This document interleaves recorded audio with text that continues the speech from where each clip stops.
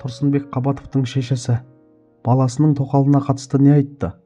Мөлдір Мұханова өзінің Жанар Бәйсемізге берген сұхбатында отбасындағы біраз құпияны жария етті. Бұл туралы Демократ.kz сайты өзгеріс.инфоға сілтеме жасап хабарлайды. Ол Тұрсынбек Қабатовпен ажырасқанда енесінің басу айтпағанын алға тартты. Анасы келіп басу айтып араласпады. Өкінішке қарай үлкендер тарапынан тоқтау болмады деп қысқа қайырды ол. Сонымен қатар тоқал алуына бәрібір рұқсат етпейтінін, дұрысы ажырасып тыну болғанын да жасырмады. Бұл ауыр тақырып, көзбояушылық, өмір бойға арпалыс, салыстыру, берекеті кетеді. Балаларға да қиын. Ең қиыны сол туыстарыма да айта алмай қалғаным. Өз балаларымнан, бауырларымнан ұялдым. Дастархандас болып жиналғанда түрлі себеп айтып бармай қалған кездерім көп болды. Тыныш қана ажырасып кетсек жақсы ғой. Барлық ел біліп, оны талқылап ажырасқан одан да бетер қиын екен, деді ол. Мөлдір Мұханованың бұл сұхбатында айтқан сөздері көп әйелдің жүрегіне таныс, ауыр сезімді қозғағаны анық. Ажырасу өзі бір үлкен сынақ.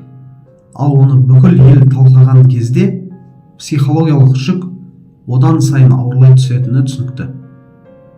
Оның үлкендер тоқтатпады, басу айтпады деуі қазақ қоғамында жиі кездесетін жағдайды көрсетеді. Өкінішке орай, отбасылық дауда кейде үлкендердің ақылы шешуші рөл ойнайды, ал ол болмаған кезде мәселе тереңдей береді. Тоқал алу мәселесіне қатысты Мөлдірдің көзқарасы да шынайы жеткізілген.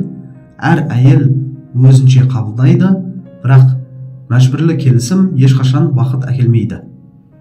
Бұл жерде ол өз шешімінің дұрыс екенін тайсалмай айтуы оның ішкі батылдығын көрсетеді. Ең ауыр тұсы оның туыстарынан, балаларынан ұялуы. Бұл сезім көп әйелде кездесетіндіктен Мөлдірдің ашық айтқаны көп адамға ой салды. Қоғамдық қысым, жұрттың сөзінен қашу, дастарханнан қашып қалу, бұның бәрі ажырасудың сырт көз көрмейтін көлеңкелі жағы. Ол тыныш ажырасып кетсек жақсы еді дегенде жеке өмірге деген қарапайым құқығын айтып отыр.